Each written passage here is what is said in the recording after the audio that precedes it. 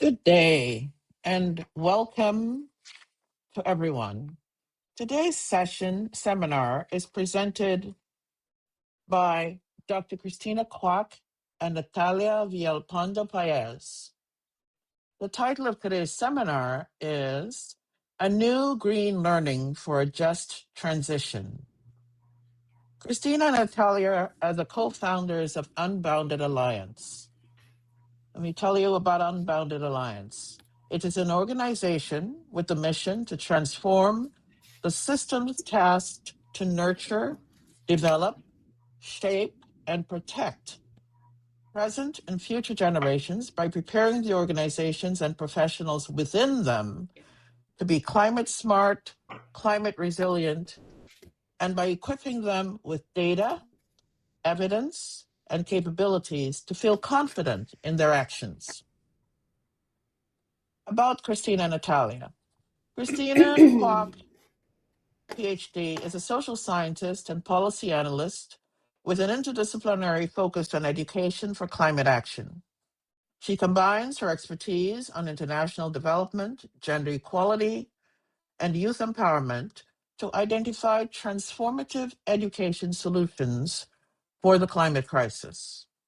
Christina is also a co-editor of Curriculum and Learning for Climate Action toward an SDG 4.7 roadmap where systems changed. And What Works in Girls' Education, Evidence for the World's Best Investment, two very important publications. She has published, in addition, numerous policy papers, academic articles, and curricula on climate change, and has trained education sector professionals around the world on greening education.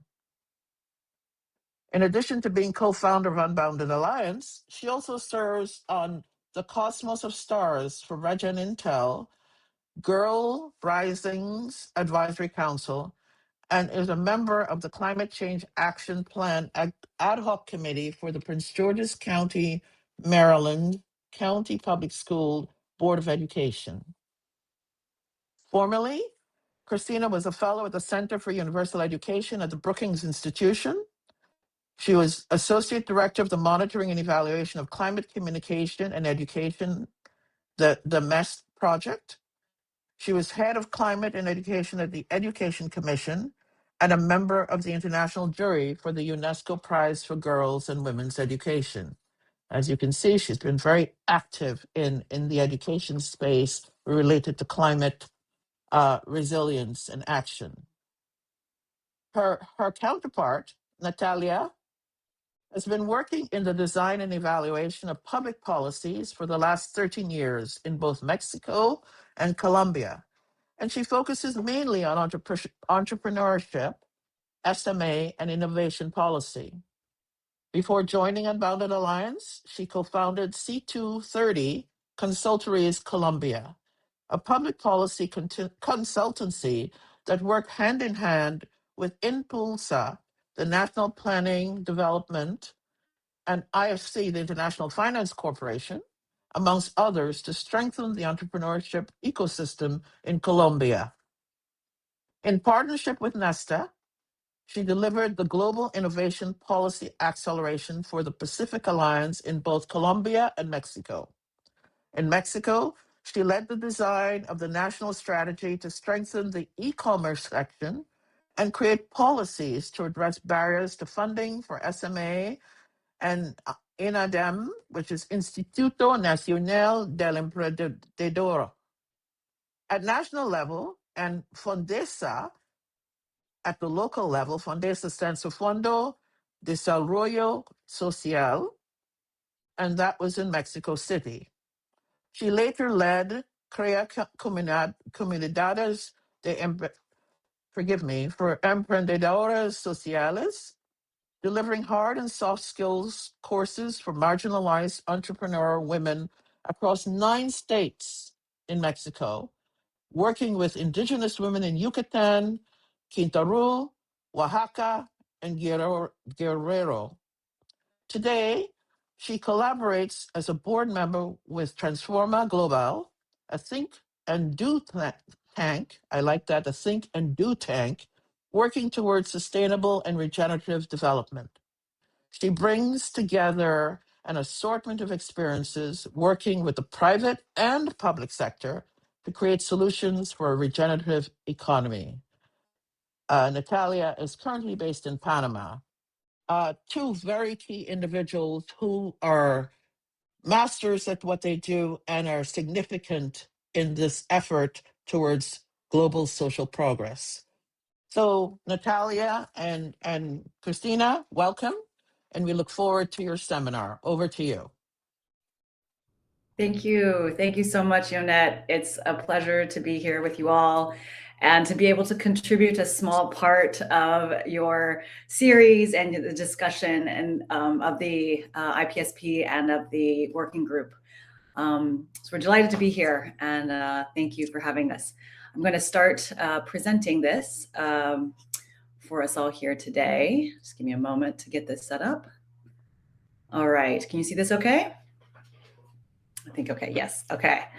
All right. Well, so I wanted to start by first kind of setting some context for us all, especially when we think about global progress in the context of the global conversations and discourse that's happening around the transition to a green or low carbon economy. And those discussions have increasingly focused on ensuring that countries have the educated workforce that's necessary to power the development, the deployment, and the adoption of green technologies, green industries, and their associated green jobs. So unless you're part of, quote unquote, climate tech, this recognition of the importance of the workforce has shifted naturally, I think, into framing discussions around closing emissions gap, or closing the emissions gap, and ensuring that we're also talking interdependently and concurrently around closing education and training gaps. And so that is the context in which we are kind of beginning the conversation today. And we want to kind of cue us into a core question around just what education and training gaps are we actually talking about? And so our two-part presentation today begins with an interrogation of this context, a sort of diagnosis of the problem, if you will, a diagnosis in the framing of the problem that we think is really vital to ensuring that any conversation and any actions, any policies, any programs that are promoting the transition to a green or low economy is a just one. So this is our context, and I'm going to do just a real quick, refresher for those who may not be familiar with kind of what we're talking about when we're talking about the emissions gaps. So just as a quick briefer, the emissions gap is the projected levels of greenhouse gas emissions under a business as usual scenario, and then the levels of emissions reductions that are needed to achieve 1.5 degrees, the 1.5 degree target set by the Paris Agreement. And so if you look at the image on the left, that sort of visualizes what the emissions gap is. But in the context of our discussion today, when we talk about the education and training gap, most usually we're thinking about the difference between our projected levels of climate literacy, environmental awareness, green skills, and sustainability competencies under a quote unquote education as usual scenario, and the level they need to increase to in order for us to remain under 1.5 degrees. So this is what has been, for the most part, the heart of discussions around, the need to close education and training gaps. To close the emissions gap, we need to figure out how to predict what the green and blue economy will look like, what kinds of jobs will be created, how many, and what kinds of skills they'll need, right? What kinds of green skills, blue skills they'll need, so that we can better design the education and training pathways to more effectively supply the human capital needed to meet the labor force demands of greening industries. So that's kind of how these conversations go. While this is important, focusing on what kinds of jobs there will be and how many there will be and what kinds of skills they'll need can leave us forgetting about considering who currently has these or similar jobs and who will fill those jobs in the future and where, based on who currently has access to their requisite skills and why, right? So conceptualizing the education gap as purely a skills gap and not as inequality gaps can leave us forgetting to look deeper at the underlying structures of inequity that have historically prevented underrepresented and underserved populations from accessing education and training, and particular education and training opportunities, period, around the world in the first place, let alone green ones or blue ones that can build green and blue skills. So this includes women and girls, Indigenous people and people of color, youth living with disabilities, or people living in rural communities, displaced youth, and youth on the move, many of whom are often on the move because of the impacts of climate change and environmental injustice in their communities. So when we say that closing the emissions gap is dependent on closing education and training gaps, we'd like for us all to think about closing inequality gaps. And so the challenge then, which I want to put forward for our discussions today, is not just about identifying the right skills and the right investments to potentially avert any workforce bottlenecks in the green transition, but to actually begin identifying the breadth of green skills and the breadth of blue skills and the breadth of investments that are needed to ensure the transition is a just one. And I think there's no debate, at least in our company here, that we're at a critical crossroads for humanity when we're thinking about whether we go down the path towards rapid decarbonization, rapid skilling, reskilling, and upskilling of populations for green and blue jobs in that process, but all while reproducing systems of inequity and structures of inequality that have contributed to the climate crisis and climate injustices in the first place. Or we can go down the path of decarbonization and social justice, transforming what have been life-taking economic systems and social structures into ones that are life-giving, centered around values of reciprocity, care, and regeneration, rather than around exploitation, domination, and extraction. So business as usual, and also education as usual, threatens to leave people and communities behind in the green transition. And without transformative investments in education and training, our green and blue workforce of the future will likely look the same as the green and blue workforce of today. So in the next slide, I'm going to kind of explain what we mean here. And so based on our calculations, in 2021, the US green workforce made up almost 24% of overall US employment. And of that green workforce, 75% are male and 80% are white. Nearly 43% of the US green workforce in 2021 was concentrated in just 3 sectors: manufacturing, construction, and transportation. And when we analyze the most promising green jobs in the next decade, which includes jobs that are expected to grow by at least 10%, and the jobs that are expected to have at least 100,000 annual job openings over the next decade, when we analyze those jobs, we found that over 60% require at least a bachelor's degree to enter. So slightly different narrative than what the popular policy discourse is around the green economy being an economy that is more accessible, that requires lower levels of education. But when we look at this, when we look at the current snapshot of the green workforce in the US today, we really have to ask ourselves that as the green and blue economy continue to grow, who will actually have access to these jobs and who will benefit from the investments in education and training that are aimed at building that green and blue workforce for those jobs.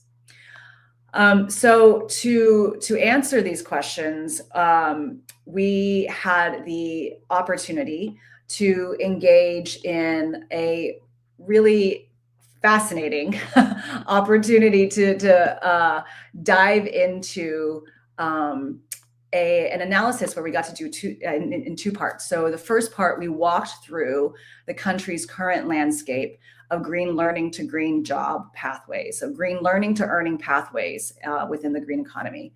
And the second part, we conducted community-based research with 3 place-based research teams in Oahu, in Hawaii, in Chicago, Illinois, and in Eastern Kentucky to understand how communities were working to close green learning opportunity gaps in community-driven ways in an effort to promote a more just transition.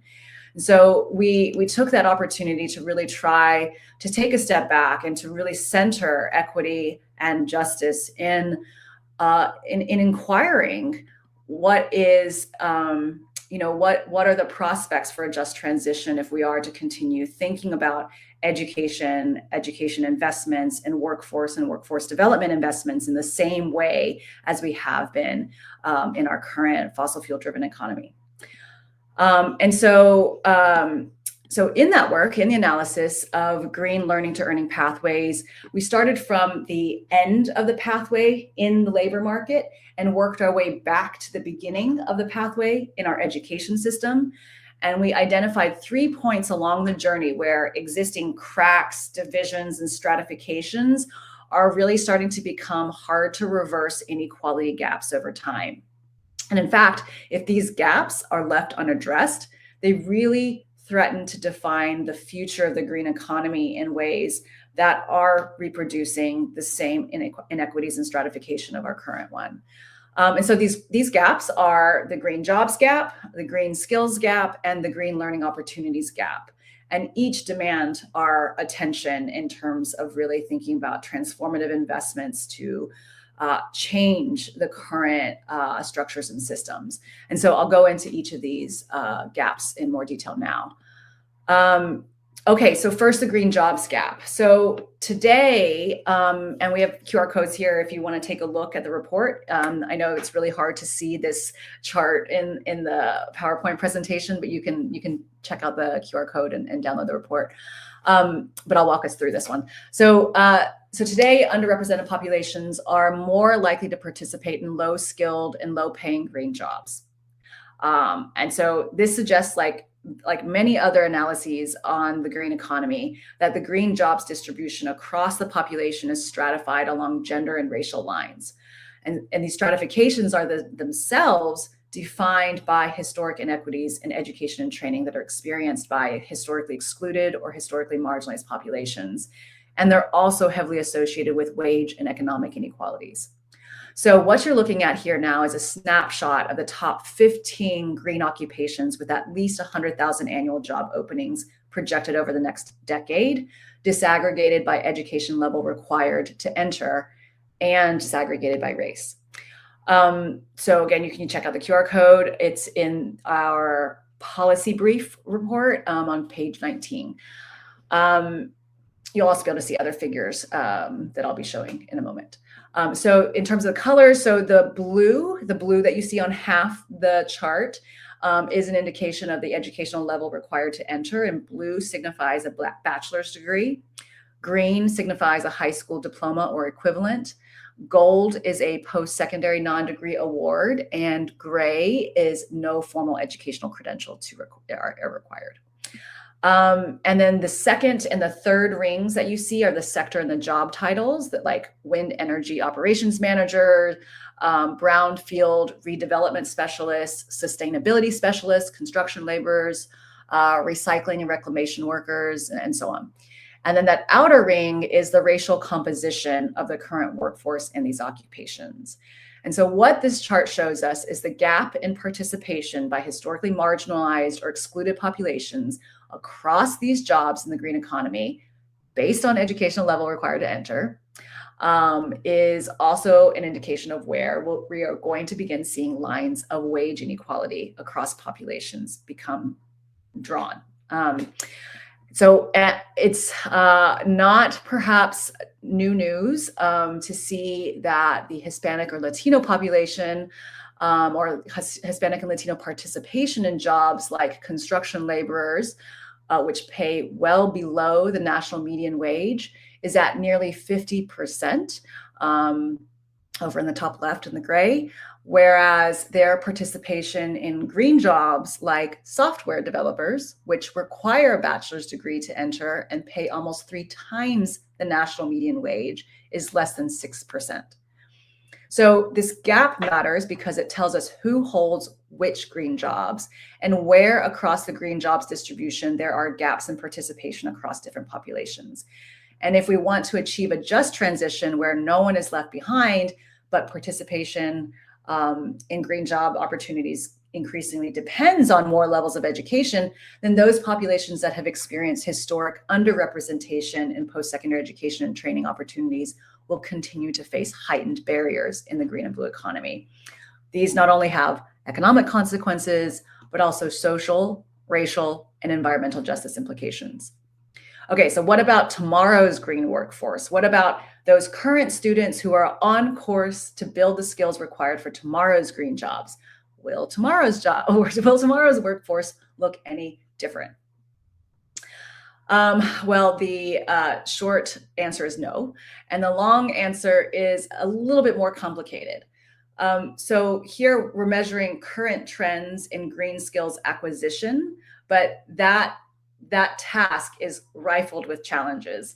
So we proxied this by looking at the demographic composition of those who are receiving degrees in the major fields of study that are associated with the most in-demand green jobs. And this gives us a very rough approximation of who is on course to build the skills required for those green jobs tomorrow. And today, that distribution of green skills suggests that we cannot expect the green and blue workforce of tomorrow to look much different than it does today, because those who are in the emerging pool of talent, or to be more specific, those who are completing fields of study and training required for those most in-demand green jobs, they're largely coming from the same gender and racial groups that currently constitute those jobs. So for instance, this chart, which is on page 24 of our policy report, we can see that the gender distribution across fields of study associated with green careers echoes the current gender distribution of green employment. So in the top few rows, you can see that women are grossly underrepresented in fields of study associated with occupations in installation, maintenance, and repair, or in construction and extraction, or in production, compared to their participation in fields of study associated with green occupations in the lower rows of that chart, like legal occupations or education, instruction, and library occupations, or green jobs associated with the arts, design, and entertainment and media sector. So you probably also guess that these sectors don't hold many green occupations, at least according to current definitions of green jobs. So again, this gap matters because it tells us who is likely to benefit from green investments made to sectors with the most in-demand green and blue jobs, those sectors that are mostly male-dominated at this junction. And it also tells us who may need extra support accessing the education and training opportunities that can help them acquire the skills necessary for those in-demand jobs, right? Okay, so now if the green skills gap tells us what tomorrow's green and blue workforce is set to look like based on who is on course to acquiring the necessary skills for those most in-demand jobs, what then are our prospects for course correction?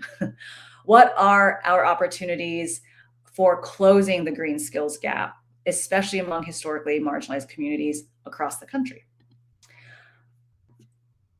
To answer this, we developed a pilot database called the Green Learning Opportunities Database to catalog degree or certificate awarding education and training programs across the country at the post-secondary level that build green and blue skills. We then analyzed these opportunities and found deep spatial inequalities in the current green learning opportunities landscape. And so Here, you can see in the chart, we've mapped our pilot version of the Green Learning Opportunities database for the state of Kentucky, alongside the EPA-defined historically marginalized communities, which are shown in the pink shading. And then the green drop pins that you see kind of sprinkled around the state of Kentucky are the green learning opportunities that we cataloged. And then the lime green glow that you see around some of the drop pins, like the one around Louisville, which I can't show you my clicker, but around Louisville has a slightly green glow around it. That indicates the density of disadvantaged communities within a reasonable commuting distance to the institution. So what we see here in the southeast region of Kentucky is, so the southeast region being that largely pink shaded area, is a large green learning opportunity desert. So this is an area with few green learning opportunities. And this area also overlaps with the Appalachian communities that have been experiencing historic underinvestment, but also a toxic legacy by the coal industry that has contributed to the region's heightened exposure to cancer-causing environmental pollutants and environmental hazards like flooding. If you all recall, a few years ago, experienced a devastating, I don't remember if it's 100-year, 1,000-year flood that devastated the region a few summers ago. So this green learning opportunities gap matters because it shows us who has the opportunity to access the education and training needed for green careers, and who might have to leave their communities in order to do so. So knowing that climate injustice and environmental injustice is a hyper-local experience, green learning opportunity deserts among these communities can be a tremendous barrier to participating in the type of green and blue jobs that can help these communities achieve environmental and climate justice, as well as a just transition. So the point that I'm trying to drive home here, and I'm going to now shift and transition to my colleague Natalia. The point that I'm trying to drive home here is that inequities in access to green learning opportunities and educational inequalities compounded by gender, race, socioeconomic status, geographic location, or displacement, these all threaten the just transition. And if we're to apply these insights to communities around the world, in the global South and in emerging economies, for youth living in poverty, for youth on the move, for girls and women, the optimism that we hear about a growing green economy and the green job boom, these can really feel like science fiction. These are opportunities that are galaxies away, because that optimism, it skips over the fact that, for example, nearly 86% of youth in sub-Saharan Africa live in learning poverty, right? Or the fact that nearly 130 million girls of school-going age are out of school, in large part due to gender inequality. Or the fact that 43 million children are displaced by conflict and violence, much of which have root causes in the climate crisis, and as a result disrupts their education. So when we're talking about preparing the green and blue workforce, we cannot just be talking about finding ways to funnel the right green and blue skills to historically marginalized populations, or to remove barriers to entry into the green and blue economy. Those are good, but they're reformative changes, and they fail to ask whether the social and economic systems we're trying to make more welcoming is the right system to begin with. So now I'm going to change over to Natalia. Welcome to the stage, my colleague and co-founder Natalia, who will take us into the opportunities. So Natalia, please, the floor is yours. Thank you. Thank you, Christina. Can you hear me well? Yes, okay. So this is the pivot in our presentation, where we go from the diagnosis and understanding the gaps that Christina already made clear and the challenges we have, to the opportunity for action, specifically for the education and training ecosystem, and what is the role for higher education institutions and post-secondary institutions. And there is a big opportunity to have a deep shift of how we work and how we serve the communities where we live. And to really take that opportunity and make it a just transition. So how does this opportunity looks like? For us, This looks like a new green learning agenda. This new green learning agenda is the organizing framework that came out of our 3 case studies. It synthesizes what community-driven approaches across Hawaii, Chicago, and Eastern Kentucky are already doing to transform the training and learning ecosystems to be more inclusive and to address the inequalities of the green economy. There is a QR code there, and you can download the report and follow along. If you go to page 12, you will be able to walk with me through the presentation. And just as Christina was mentioning, this new greening agenda is not just an exponential reform or a curriculum change. We are repurposing all of the different components of the education and training systems towards a just transition. That means who is at the table, the actors, how do we proceed, the partnerships and processes, the content of what we teach and how we train, the power relationships, and also the strategy of how we do this. So I'll start by walking you through what we call the 3 transformative approaches that we think all higher institution educations should make their own, because there are already post-secondary institutions in these locations we studied that are doing so and with positive results. And then we'll go through key action pathways on each of the new green learning agenda components to give you some sense of how this just transition is looking in the ground.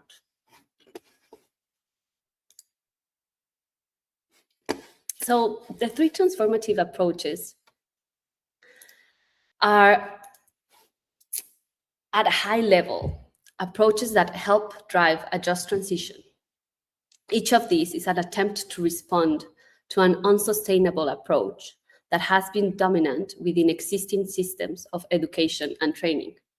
Instead, these approaches seek to establish new routes for a more justice-oriented education and training systems that put in its center the achievement of shared prosperity in balance with Earth's planetary systems. We identified 3 of them.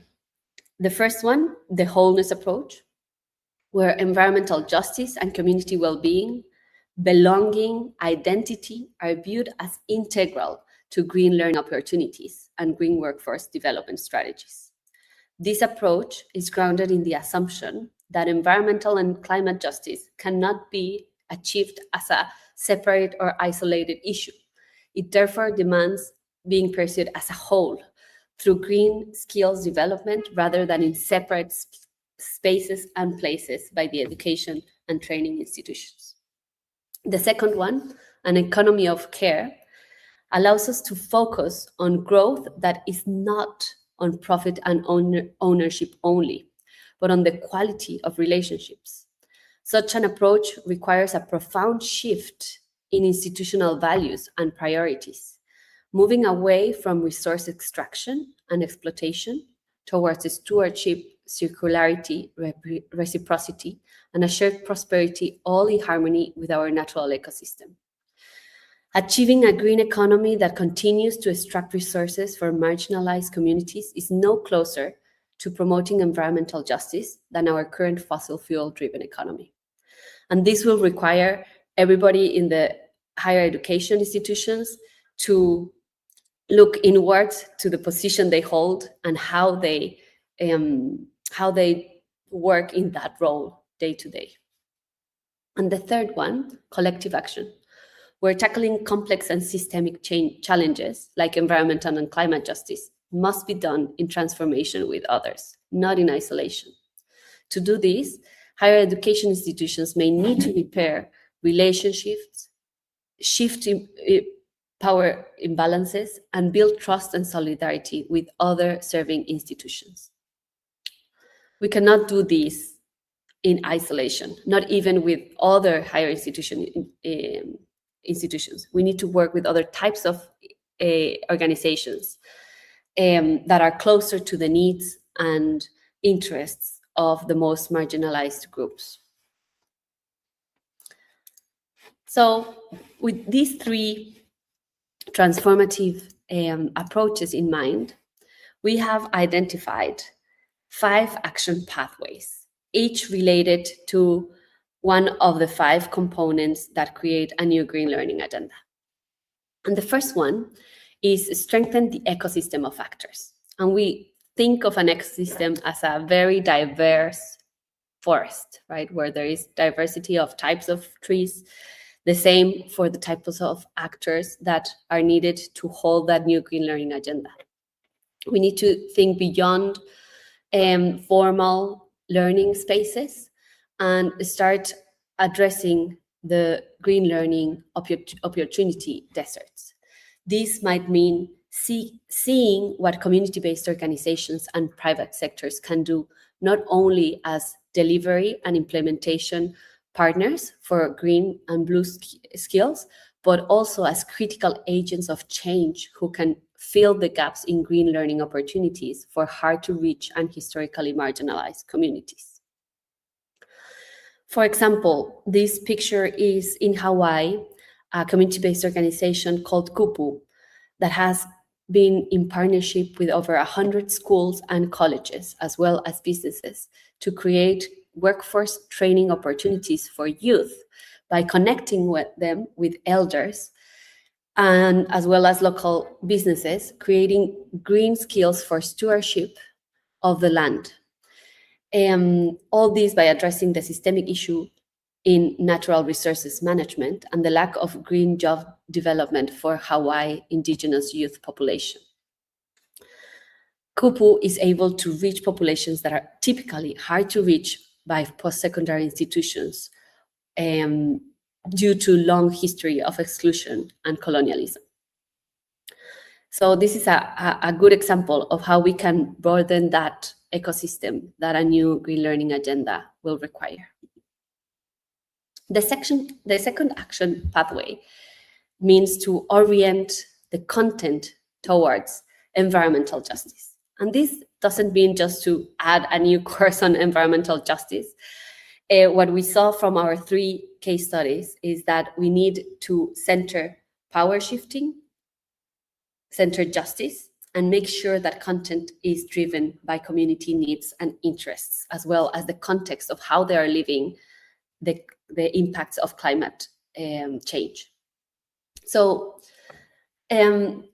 power shifting, for example, by linking the content of a new green learning agenda, that helps raise awareness and understanding on both the power of relationships and the impact of historic and harmful power imbalances. In Hawaii, again, Kupu is doing this by bringing to the training of green skills workforce elders that are the holders of indigenous knowledge and indigenous history. Related to power shifting is the need for content to center environmental and climate justice issues.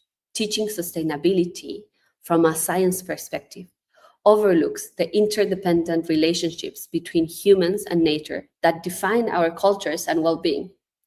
A learning agenda without attention to culture and justice risks teaching solutions that are disconnected to the local social and cultural context, creating more barriers to behavioral shifts and social change that are rooted in the personal and emotional connection needed to care for others and for our land.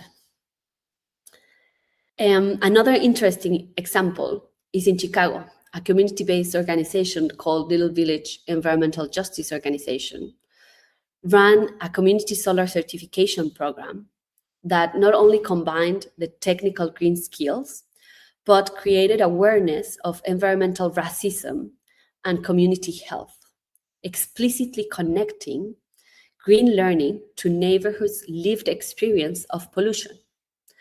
This content driven, when content is driven only by industries, they not always leverage and strengthen the existing community cultural assets that we can see, for example, from the Appalachian cultural roots on stewardship of the mountain and the waters, or in the case of Kentucky, indigenous knowledge of land practices.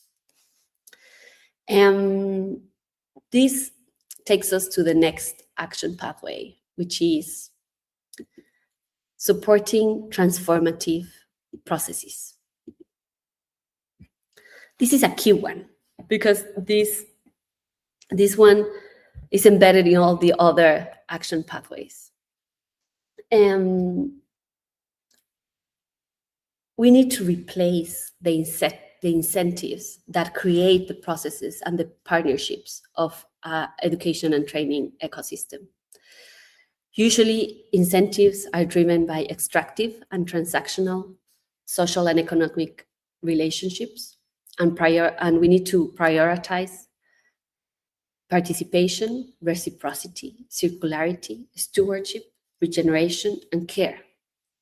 This process includes how content is defined, with whom at the table, and which relationships are sustained and cared for, so that green skills training becomes available and green learning opportunities gaps are closed. In Chicago, we again found an interesting example of how these transformative partnerships and processes look like. For example, in outreach of green businesses looking to provide training to underrepresented communities, members of these communities could often not participate because the trainings would require them to have a full-time day of training, and these communities need to dedicate some time to work for a living. So working with Little Village Environmental Justice Organization, they found ways to create a more flexible schedule and make sure that these green learning training opportunities really reached the neighborhoods that were most impacted by the pollution in Chicago. In Kentucky, this looks differently. We found two transformative processes worth highlighting. Hazard Community and Technical College worked in partnership with a housing nonprofit, and this is where we go back to that first action pathway of strengthening the ecosystem of actors, and also an addiction recovery organization to integrate training with income generation activities and a more flexible class schedule, making green skills training more accessible and inclusive. Also in Kentucky, Higher Ground, a project led by Southeast Kentucky Community and Technical College, uses community theater to engage over 200 residents across themes that have created divisions within their communities, like the opioid crisis, the pollution of the rivers, and the Appalachian identity. These efforts reflect care, reciprocity, and take time and intention to facilitate. Ultimately, transformative processes create new stories and strengthen the community organizational muscle. And from a more conceptual standpoint, I'm sorry, I'm not presenting the right one. Here we go. So this is the Higher Ground theater that I was just talking about. And from a more conceptual standpoint, we also need to change how we define a green job and how we talk about green and blue jobs, not just as decent jobs to support the environment, but also as jobs that build resilience through gender equality, racial equality, social integration, and community development. By considering social empowerment as a pillar of green jobs, we include jobs that function to transform our life-taking social and economic systems into life-giving and life-supporting ones. Such an expanded definition helps to ensure we include criteria in counting and measurement that upholds metrics of shared prosperity in harmony with both our nature and sociological ecosystems. Because if we're counting green jobs or green skills in ways that allow the execution of these jobs or skills to perpetuate gender inequality, racial or social exclusion, and the extraction of resources from marginalized communities. This green economy is no closer to promoting environmental and climate justice than our current fossil fuel-driven economy. And moving towards our fourth action pathway, shifting the power imbalances. And this is a tricky one, because to shift imbalances, we need to create awareness. We need to make sure that education and learning spaces not only provides underrepresented populations for the opportunity, but that repair relationships, build trust and solidarity across actors that have distanced themselves or have created extractive relationships. An example from Chicago, move to the next slide here. This is a coal plant in Chicago. This community suffered for decades from toxic pollution by local coal plants. And they also suffered from false promises of economic opportunity and community development that led to jobs that further exploited the health of their community. Some community-based organizations like Blocks Together have worked to build financial and budgetary literacy among residents so communities can track how public money is spent and apply pressure to local decision-making processes. This is shifting power. Especially, they work to organize residents around their right to green spaces, framing them explicitly as embodiments of community power, representing both health and wealth. They also raise awareness of how zoning decisions and budget allocations systematically denied communities of color the same parks and open green spaces enjoyed by wealthier and greener neighborhoods. And finally, align strategies. We need to align the institutional strategies within education institutions with their policies and funding to make sure that more transformative visions are prioritized and the needs and well-being of underrepresented populations are addressed. Even if all four prior pathways are in practice locally, communities can be undermined by misaligned policies or credential systems that don't recognize community-based learning or funding streams that don't reach grassroots organizations. So as a good example of how we can move forward this action pathway, in Hawaii, the University of Hawaii created a system that is called the S designation, or the sustainability designation. And this is a step forward to that alignment between institutional strategy and a policy that formally recognizes sustainability-focused courses across disciplines, creating an incentive for faculty to integrate green learning throughout the curriculum. This S designation, it's a wide system certification across 10 of their campuses and has created momentum to give faculty a shared framework to integrate green learning into different disciplines. These are just little examples of what you can find in the report of the new Green Learning Agenda. And as we close, I want to leave you with one conclusion, and that is that closing education and training gaps is not simply a technical problem of supply and demand. It is inseparable from achieving equity and equality, both in education access and in the quality of learning outcomes, on how we create that content, with whom, and how we sustain those relationships. Green workforce training and education doesn't address structural inequality. If it doesn't address structural inequality, it will reproduce the same strained workforce we have today. I hope this research sheds a little bit of light of how we can create different content, with whom, with whose needs and interests in mind, with how much transparency about these processes.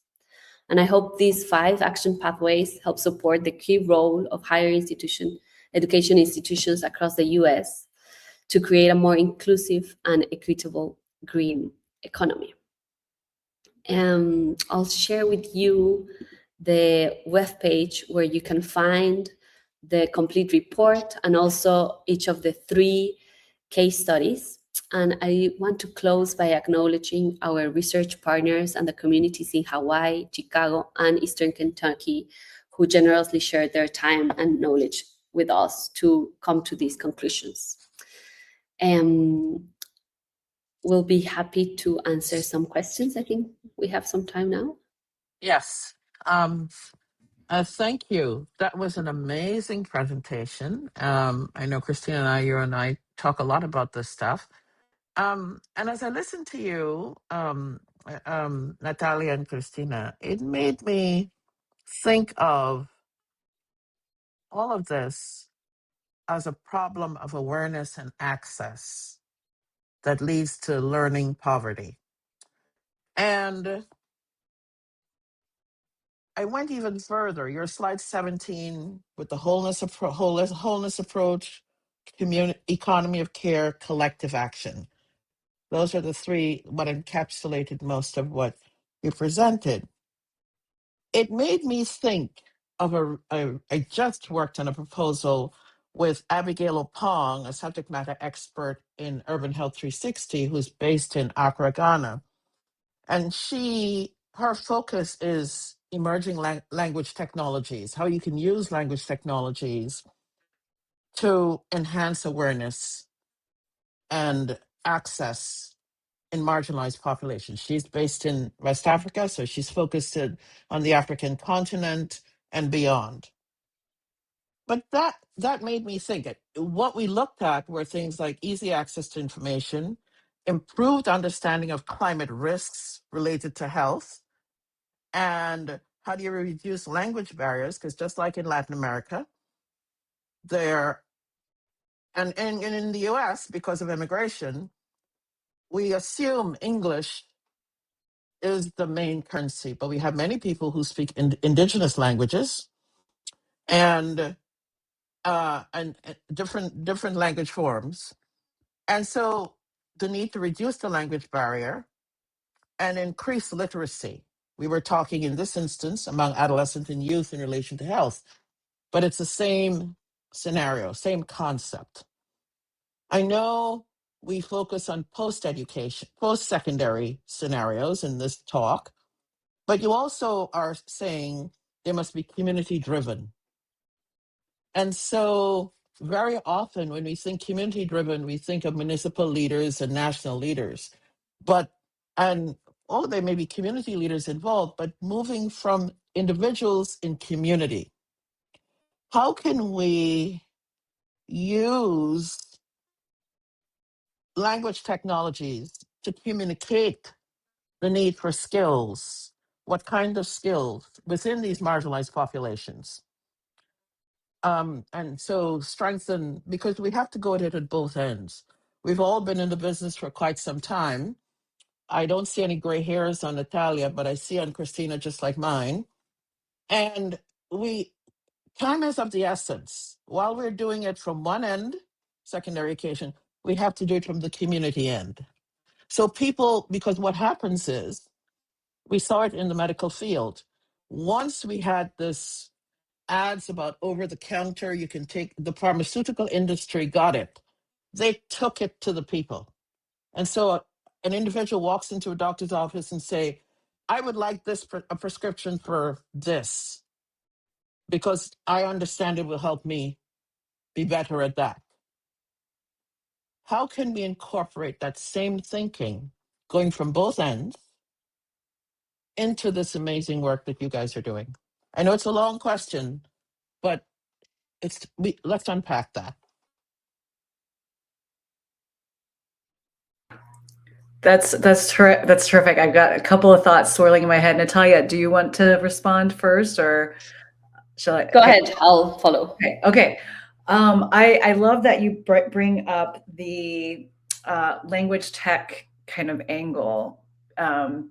Because for me, I mean, it's so inherently tied to the ways that we communicate and the way we understand information, the way we understand stories, the way we make meaning, right? Like language is so inherent to how we make meaning. And schooling is not the only way that we learn meaning, right? And we have so many systems of communication, so many lines of storytelling or information processing. Like, how do we sort of honor and respect and acknowledge all that diversity? Because we don't have a hive mind, right? We don't have these interconnected ways of just like knowing the same thing at the same time. And that's, I think, what is the beauty of, our species, but then also the challenge when it comes to addressing these complex systems issues. We don't have a way to say, there's a risk, all hands on deck, everybody and everything orient to that risk and eliminate the risk or reduce the risk of harm, and then we proceed forward, right? We don't have that. That's not our nature. Our nature is individual thought, individual processing, innovative, creative thinking.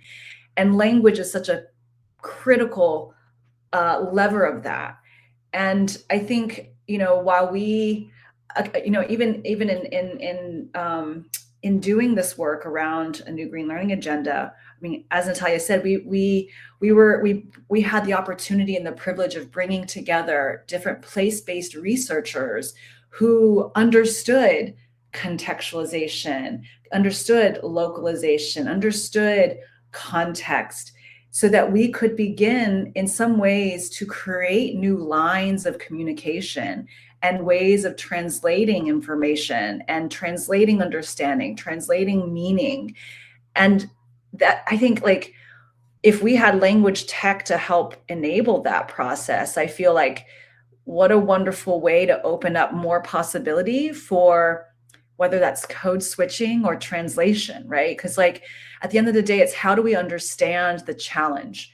How do we understand the climate crisis in all of its complexity and how it impacts our lives in all its complexity? And then how do you lift up priority actions from that? And even communities, I mean, we assume that communities know best, or, well, our attempt to do community-driven work is to assume that communities know best, but there are diverse voices in communities too. And that process of meaning making and translation and understanding, and like, it's just as complicated. And I think that, I don't know where I'm going with that, but it's just a beautiful way of thinking about how we might be able to rally around some interesting creative ways of making common meaning of a common threat, but in diverse, pluralistic ways too. And I don't know that we necessarily need to have the same thinking. We just need to understand a threat in a way that inspires common action. Yeah. And we can have different ways of understanding it, but can our actions be coordinated in a way that helps to transform, I think I love that. And I think before Natalia responds, Natalia talked about, or might have been you, Christina, I don't remember, in maybe in Kentucky, and we know the Louisville scenario. We see that, the strength, the pockets of prevalent learning poverty. But you have people who are in rural areas, young people coming up, they have to leave those areas and go elsewhere, right? Or they have to leave the country and go somewhere to another country. This generation and the next, they are focused on what's on their phone. They get that information via that. But thinking of the practical aspects of getting information about tech, what's the green jobs, how you play a role in the workforce. at their fingertips in ways that in language forms that they understand, both speak and understand, indigenous and otherwise, even if they're in a city. Yeah. They might not have gone to formal education, but having that information, we might find many of them staying in their communities because they can harvest right there opportunities for green employment that the community didn't imagine or the community is asking for, but their youth have gone on and there's nobody to do it. In this transformative education and employment scenario, how do we have to think about those practical aspects, and it requires a multidisciplinary collaboration or thinking, not just thinking but action, because we spend a lot of time in our academic spaces, but policy action on the ground. Yeah. How do we change that? Over to you, Natalia. Thank you for bringing these thoughts. I feel it's very interesting that, even though youth and might have access to so many information outside of their community, what we found throughout the 3 case studies is that belonging and identity is key to the well-being of youth, and to the well-being of the faculty, and to the well-being of the trainers. And so we often, think that identity is something very hard to grasp, right? But it's right there. Well, cultural context, as well as now our cultural context being flooded by climate impacts and what it means to be survival of, for example, in Kentucky, the flood, right? So I would say that higher education institutions have this wonderful position where they are spaces that gather so many actors. They already gather so many actors, right? They are these spaces for youth, spaces for faculty that have been creating the knowledge for years. They have strong liaisons with the industry. And I feel just if the awareness and the focus becomes more explicit on how these bonds are created, so that content, for example, is not only driven by outside industries, sometimes industries that are not even in the state, right? That the youth of the state might know about, but that it might require them to change so much of their cultural identity and belonging that is not even attractive for them, right? So making sure that the content of the green skills is also embedded in the needs of community is very important. And I think that the Kentucky case study makes a really good case of how the Appalachian identity is key to what they see as a green job. Yeah, very much so. You were going to say something, Christina. I thought you were. Yeah. Yeah. No, just to build further. The identity piece, I feel, is something we often overlook because it feels non-objective. It feels something that is supposed to be put aside in pursuit of whether that's skill building or economy. But I think that running through each of our case studies, identity was core, right? Like in Hawaii, it was identity tied to the land, right? And the links between oneself and one's community and one's elders and ancestors.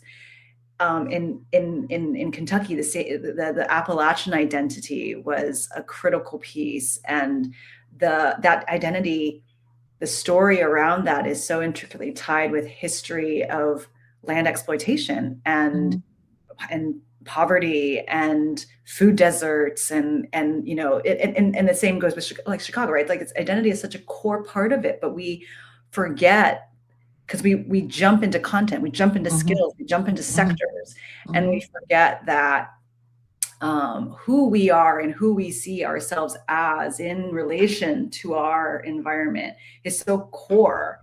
And that, again, going back to that meaning making, like if we are to understand what the risks and hazards are with the climate crisis and understand what the opportunities are for a transition to an economic system that rejects the current one of exploitation and extraction and embraces care and reciprocity and stewardship. Like, that is about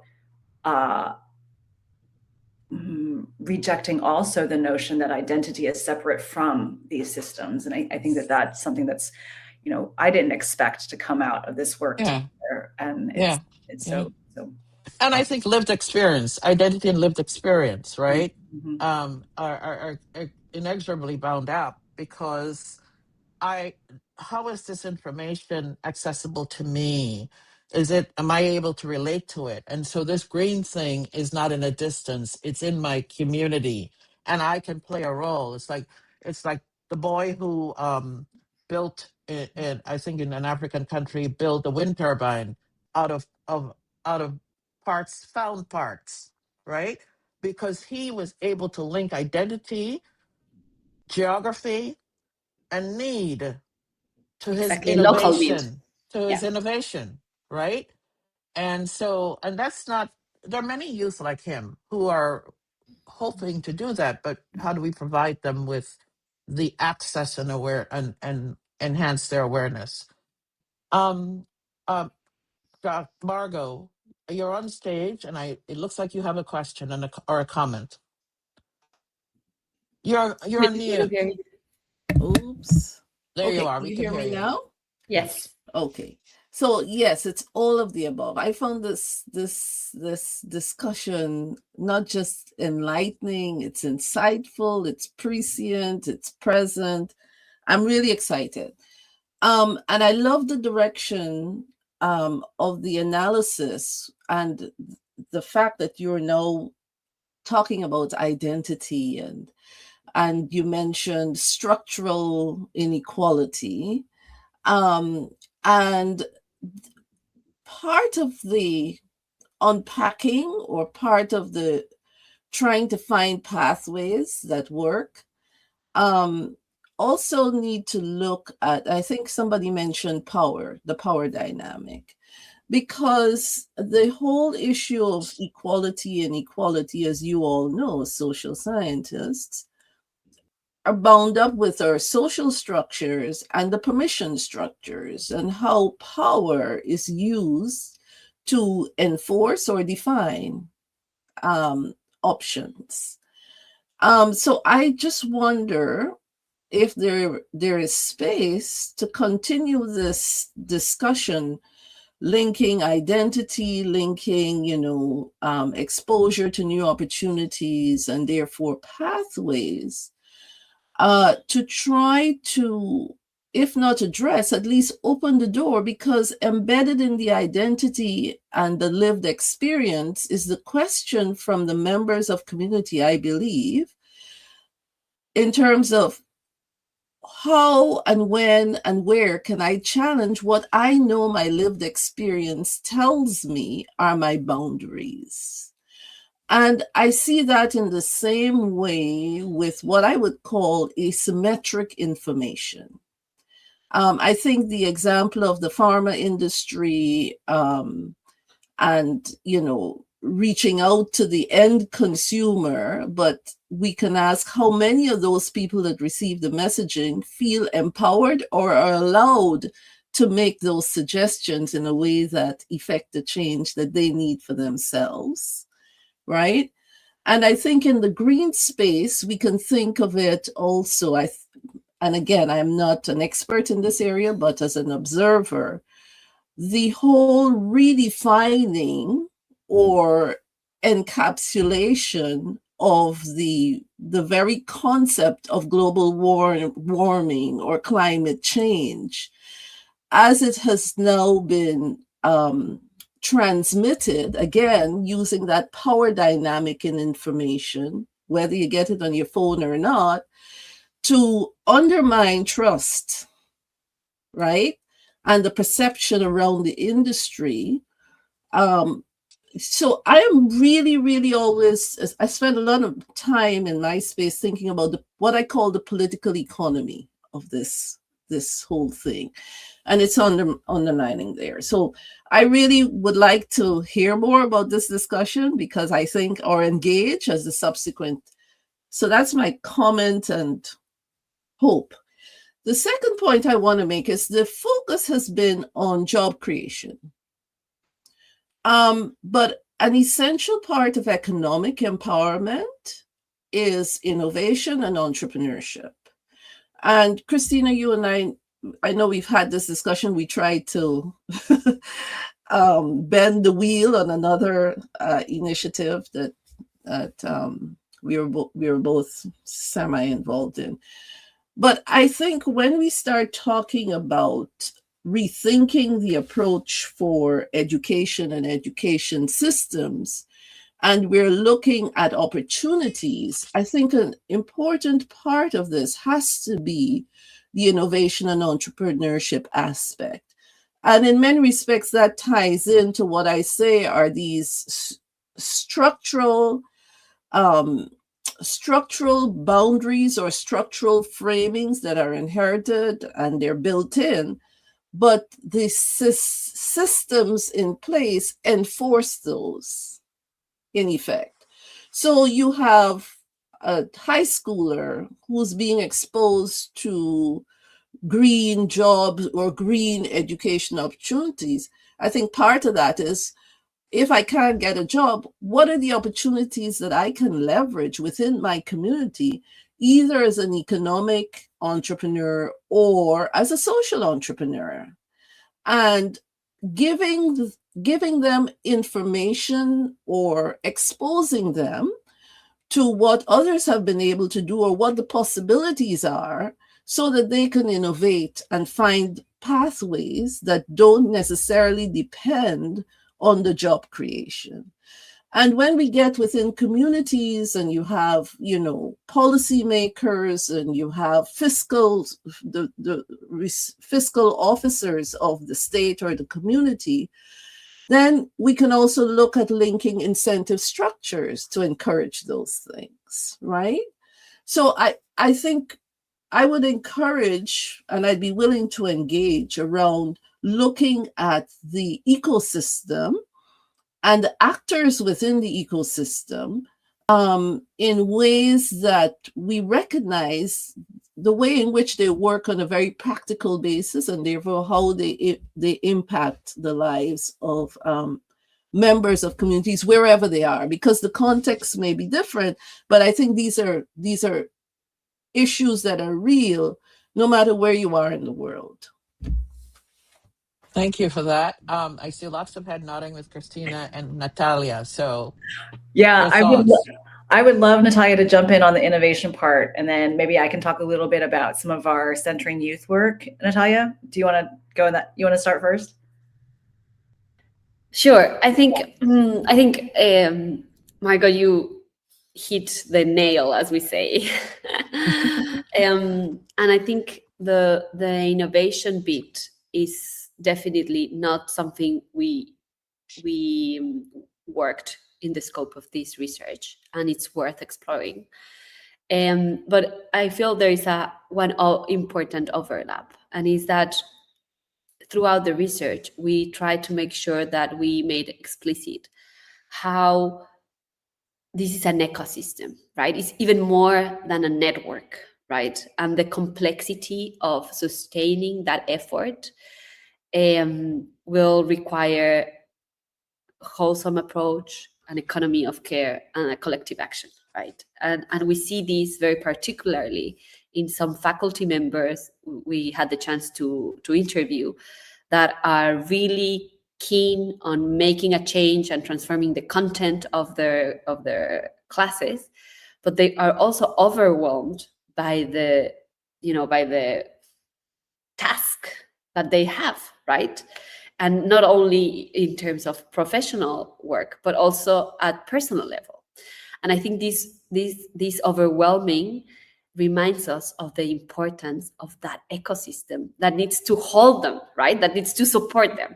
And in that sense, I think we can get that idea of an ecosystem that holds everybody together, that sustains everybody, into how to support innovation, because innovation will require us to not think in silos, to make sure that everybody from the different ministers in a government and different actors in business and in the education and training ecosystem come together, right? And we stop doing these distinctions that we did in the research about talking only about the learning and training ecosystem, right? And bringing, we did try to bring more of the private sector and the government to the webinars we did 2 years ago about this research, but definitely I think there is a lot to do to make sure that innovation and entrepreneurship are built into this. To be fair, so I really understand when you're doing a piece of work like this, you have to put some boundaries.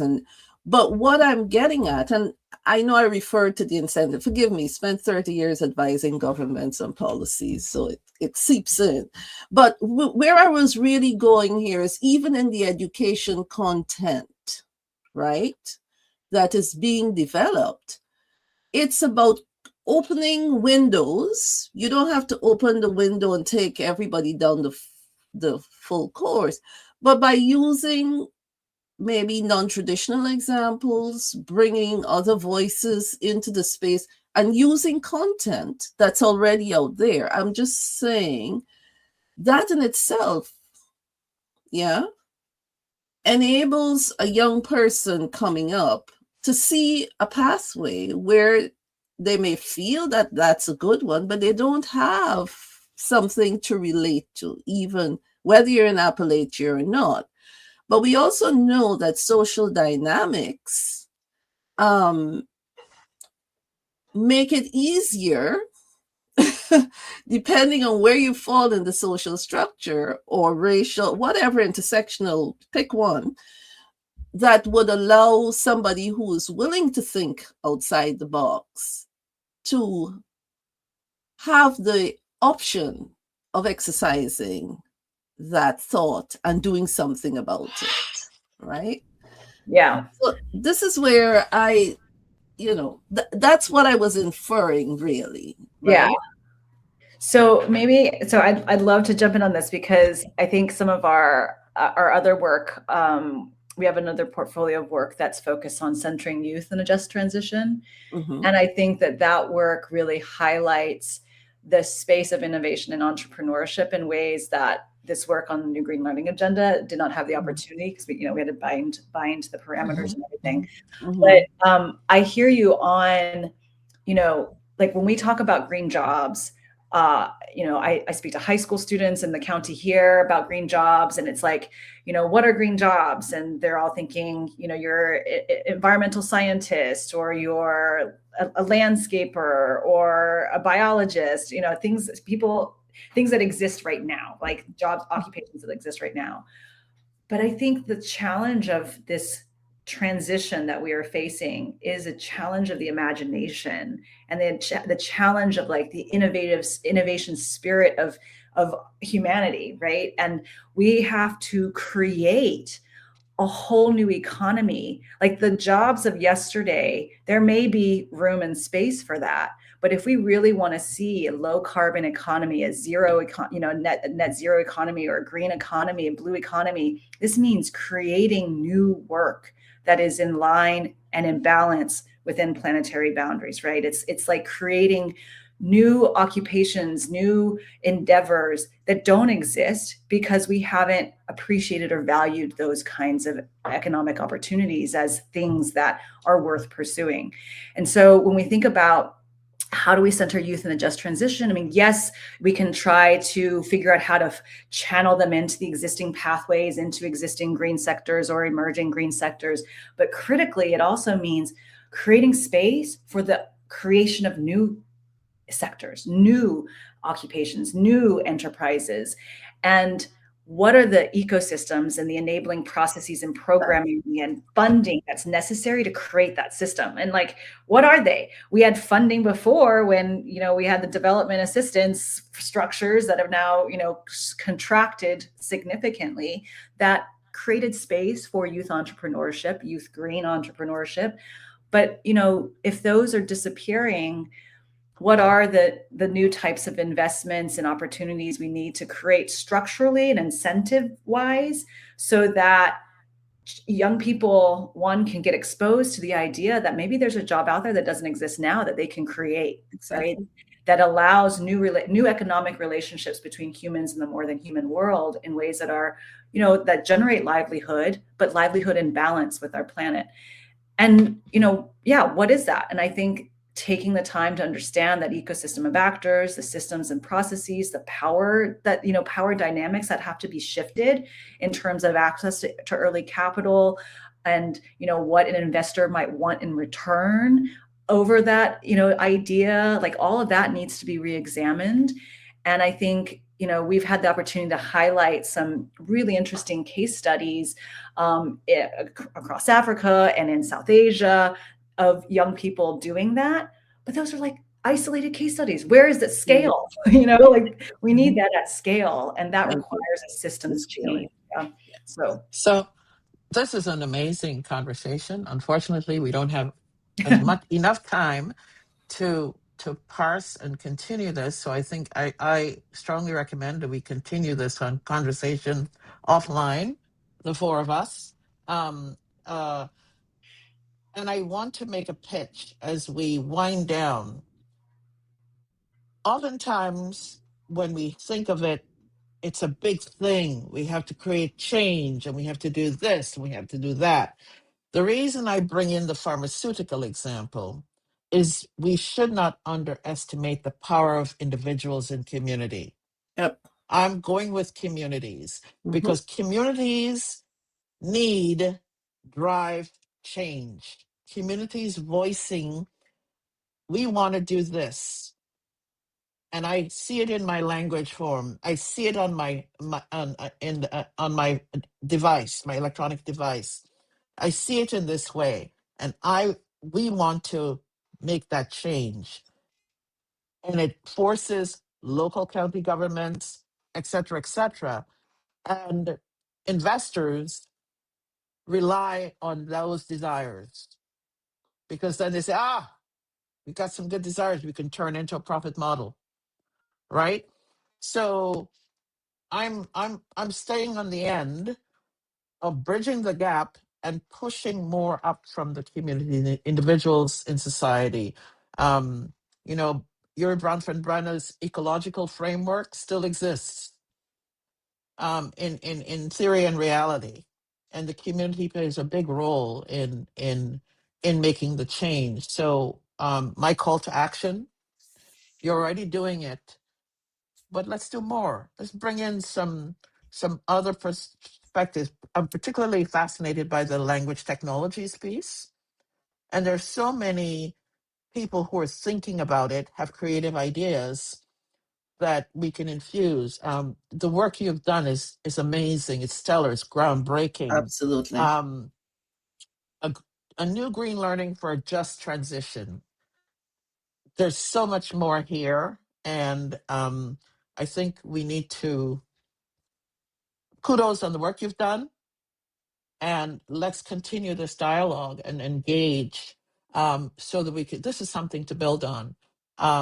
If the International Panel on Social Progress does not have the capacity to respond to it, the four of us can create one. We're a community right here. Let's do it. We don't need. Yes. We're right.